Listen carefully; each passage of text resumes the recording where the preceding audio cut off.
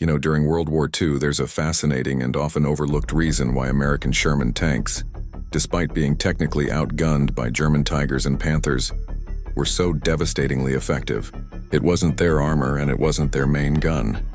It was something you can't see from the outside, their radio. Picture this. You're a German tank commander peering through your periscope.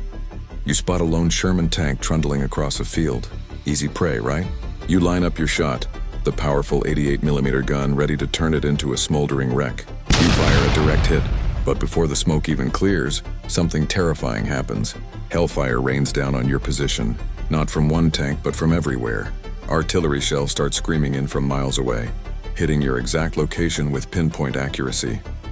Fighter bombers appear as if from nowhere, strafing your tank and any others nearby. It's chaos, it's overwhelming, and you have no idea how they did it so fast. This nightmare scenario for German crews was the direct result of the American military's incredible radio network. You see, almost every single American armored vehicle, from the lead Sherman tank right down to the supply jeeps, was equipped with a high-quality, reliable two-way radio. This was a game changer. A German tank crew, by contrast, was often an isolated island. Their radios were far less common, often unreliable, and communication between tanks, let alone with artillery or air support, was slow and clumsy, sometimes relying on hand signals or runners. For the Americans, it was the complete opposite.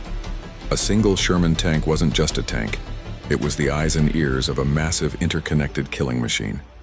The moment that Sherman's commander spotted a threat, your Tiger tank, for example, he wasn't just talking to his own crew. He was on the horn, broadcasting to his entire platoon, his company, and crucially, to the artillery batteries miles behind the lines and the air support controllers circling high above. Think about what that means in practice. The Sherman commander spots a Tiger. He doesn't have to engage it alone. He gets on the radio and says, "Tiger, grid coordinates 1, 2, 3, 4, 5, 6, dug in by the tree line." Instantly, every other tank in his unit knows the threat's location. The company commander might redirect other platoons to flank the position.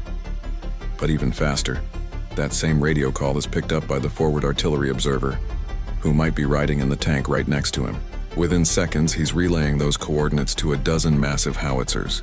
Before the German crew can even reload, shells are already on their way. The entire US military's might could be brought down on a single target in a matter of minutes, all initiated by one tank commander's voice. So while the German tankers might have sneered at the Sherman's thin armor or puny gun, they were terrified of its voice. They weren't fighting a single tank. They were fighting a swarm, a hive mind that could see, think, and strike as one. The Americans had effectively weaponized communication, turning every tank into a nerve ending for a much larger, faster, and deadlier organism. That right there is the unseen advantage that helped turn the tide on the battlefields of Europe. It wasn't just about steel, it was about the airwaves.